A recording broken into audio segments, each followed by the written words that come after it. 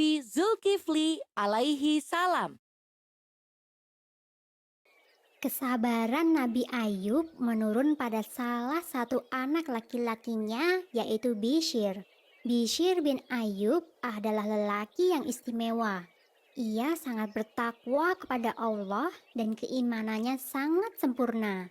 Suatu ketika, raja yang memerintah kaumnya telah berusia lanjut dan berniat menyerahkan tahtanya. Sang raja mengumumkan kepada rakyatnya, bagi siapa saja yang sanggup menerima 3 syarat, maka dialah yang akan menjadi raja selanjutnya. Dan ternyata hanya Bishr saja yang berani menerima syarat tersebut.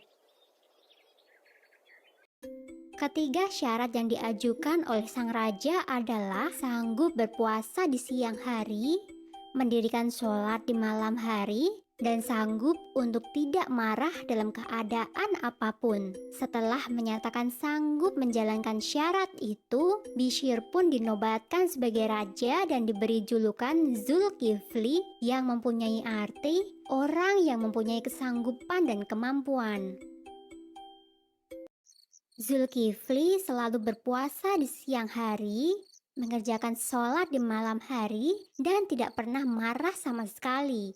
Keteguhan iman Zulkifli membuat iblis tidak senang. Iblis mencari cara agar ia bisa membuat Zulkifli marah. Seusai zuhur, iblis menyamar menjadi seorang kakek dan menemui Zulkifli. Ia mengadu jika selama ini ia telah dianiaya oleh kaumnya. Raja Zulkifli pun meminta sang kakek untuk datang ke persidangan pada esok harinya.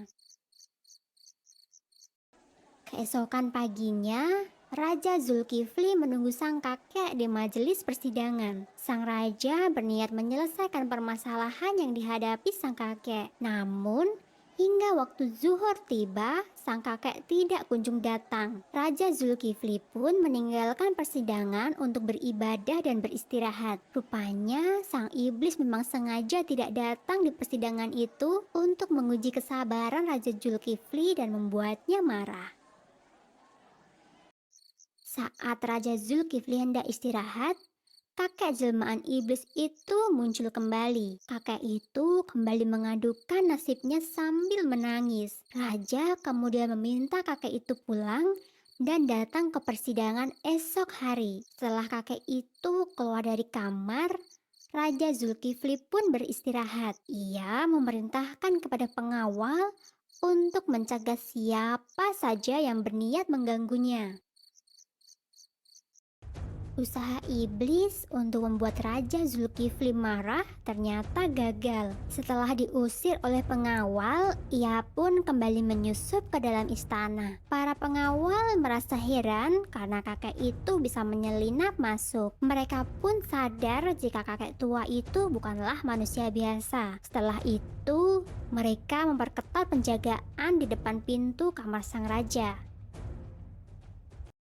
Ternyata godaan sang iblis tidak mampu menggoyahkan iman Raja Zulkifli. Namun tak lama setelah itu, kesabaran Raja Zulkifli kembali diuji. Ada sekelompok orang durhaka yang berniat mengancam keselamatan kerajaannya. Raja Zulkifli kemudian meminta agar rakyatnya bersedia maju ke medan perang. Namun seruan Raja Zulkifli tidak ditanggapi oleh rakyatnya.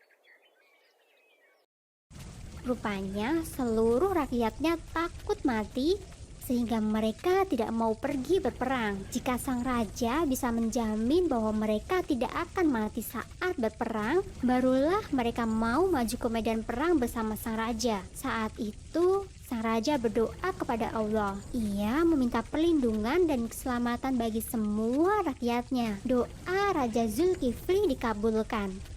Mereka berhasil memenangkan peperangan tanpa ada satupun rakyat yang mati di medan perang.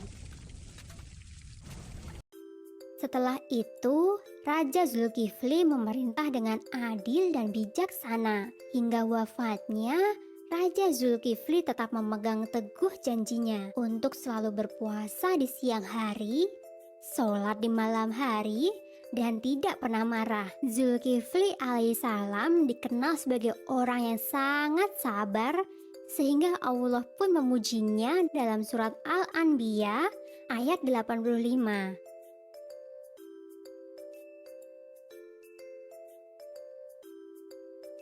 Dalam Al-Quran surat Al-Anbiya ayat 85, Allah menggolongkan Nabi Zulkifli sebagai orang yang sabar. Bunyi ayat itu adalah, "Dan ingatlah kisah Ismail, Idris, dan Zulkifli. Mereka semua termasuk orang-orang yang sabar."